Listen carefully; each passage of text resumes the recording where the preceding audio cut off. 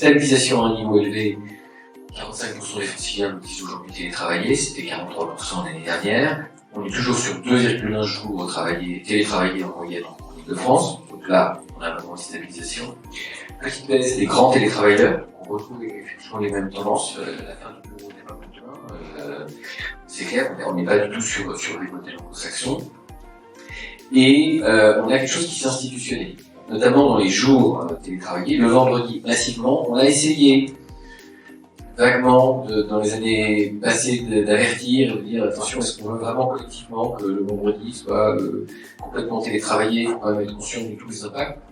Nous, on est particulièrement conscient des impacts sur les transports. On pense que c'est pas optimal pour les transports collectifs que d'avoir une très forte pression le mardi et puis personne dans les métros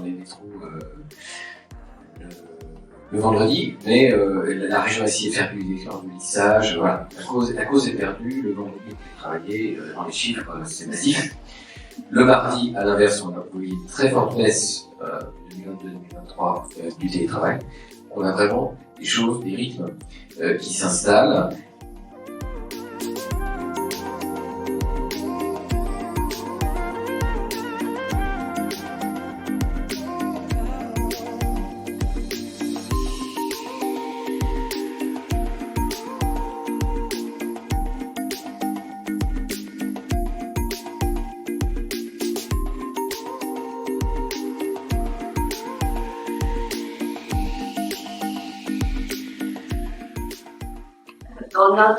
Dans notre enquête, quand on pose la question de flexibilité, on a une très grande majorité des collaborateurs, 60%, qui nous disent souhaiter conserver cette flexibilité, de pouvoir utiliser leur jour de télétravail selon leurs propres enjeux et leur propre organisation personnelle.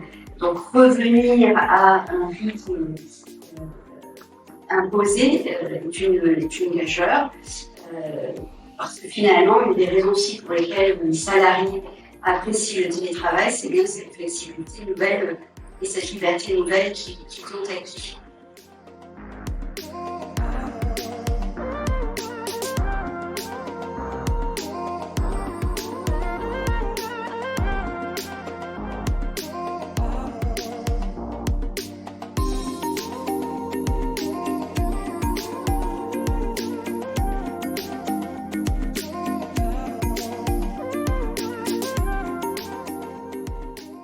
D'abord, travailler dans l'immobilier, on va le dire, le bureau c'est une solution.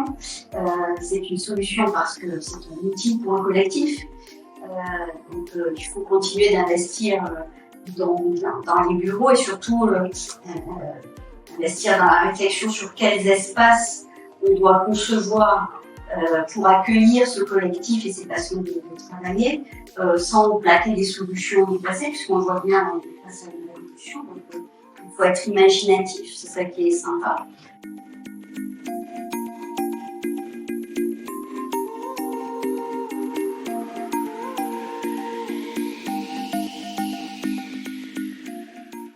Ce manager, il a quelques difficultés aujourd'hui parce que à cette individualisation du rapport au temps et à l'espace des salariés, imposer un jour de présence, ça suppose le gros courage managérial.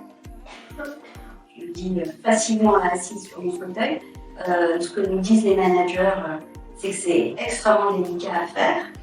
C'est probablement fort utile, que les salariés en ressortent certainement très satisfaits, mais que le fait de se lancer dans ça, c'est-à-dire imposer un jour de présence, c'est extrêmement compliqué, et surtout quand l'accord ne le prévoit pas, voilà. Alors, bien sûr, c'est travailler sur le sens. Pour le manager, c'est incarner les valeurs de l'entreprise. C'est aussi faire en sorte que quand on est au bureau, le travail soit un peu différent. C'est créer des événements, des nouveaux rituels. C'est beaucoup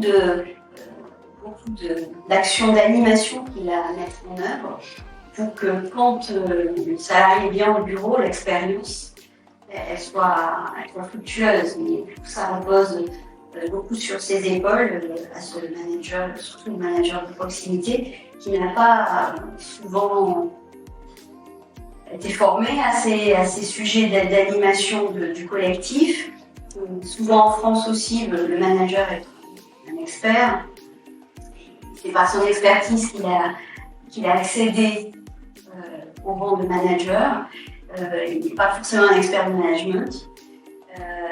Et donc, il a parfois besoin de réfléchir à son projet, à un projet immobilier. C'est souvent aider les managers à réfléchir à leurs pratiques et obliger le manager et les équipes à se fixer des nouvelles règles, à s'accorder sur des nouvelles façons de travailler et à au moins se donner le temps de réfléchir à comment on va s'organiser spatialement et du coup comment on va s'organiser dans la vie quotidienne. Donc, lancer des projets immobiliers, vous parlerez beaucoup de management à ces occasions.